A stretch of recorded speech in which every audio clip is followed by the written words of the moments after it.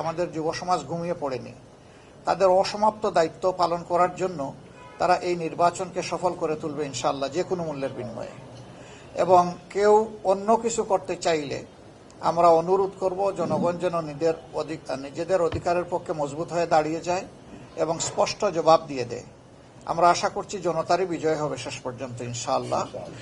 পিছন পথে কেউ এসে কিছু করে সফল হতে পারবেন এটা আমরা মনে করি না। নির্বাচন প্রক্রিয়ার সাথে যারা সম্পৃক্ত আছেন, নির্বাচন কমিশন, তারপরে নির্বাচন পরিচালনার দায়িত্বে যারা নিয়োজিত এবং যারা নিরাপত্তার দায়িত্বে নিয়োজিত, শৃঙ্খলার দায়িত্বে নিয়োজিত, তাদের সকলের প্রতি আমাদের অনুরোধ, আপনারা প্রজাতন্ত্রের কর্মচারী হিসাবে এ দেশ আপনাদেরও। আপনারা ন্যায়নিষ্ঠভাবে, আপনারা নিরপেক্ষভাবে, সুষ্ঠুভাবে আপনাদের দায়িত্ব পালন করবেন। তাহলে জনগণের ভালোবাসা পাবেন, সমর্থন পাবেন এবং জনগণ আপনাদের এই কাজের প্রতি সন্তুষ্ট হয়ে অবশ্যই আপনাদের মূল্যায়ন করবে। আমরা অতীতের মতো আর কাউকে দেখতে চাই না যে সরকারি প্রজাতন্ত্রের, বাংলাদেশ নামের এই প্রজাতন্ত্রটির কর্মকর্তা হয়ে কেউ নির্দিষ্ট কারো পক্ষ নেবেন, এটা আমরা একেবারেই দেখতে চাচ্ছি না।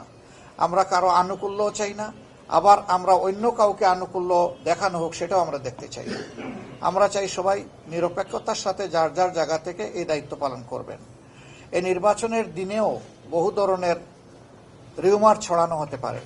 আমরা জনগণকে আহ্বান জানাবো, 11 দলের পক্ষ থেকে কোনো সুস্পষ্ট বক্তব্য না যাওয়া পর্যন্ত এই ধরনের কোনো বিভ্রান্তিমূলক কথায় মোটেই কান দেবেন না।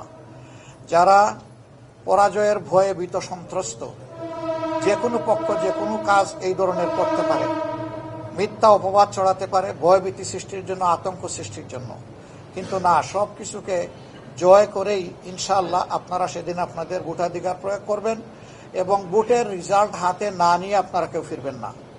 কারণ আপনি ভোট দেওয়ার পরেও আপনার ভোট নয়ছয় হয়ে যেতে পারে। আবার ভোট দেওয়ার আগেও বিভিন্ন ধরনের সমস্যা কেউ কৃত্রিম সংকট সৃষ্টি করতে পারে।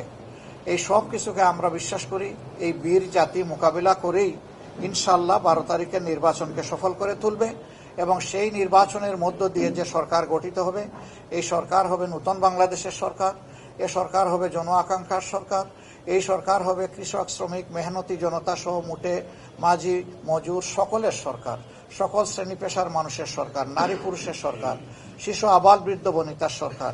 এই সরকার কোনো দলের হবে না, এই সরকার কোনো গোষ্ঠীর হবে না, এই সরকার কোনো পরিবারের হবে না, এই সরকার হবে জনগণের সরকার ইনশাআল্লাহ। আমরা সেই জনগণের বিজয়টার দিকেই মুখিয়ে আছি।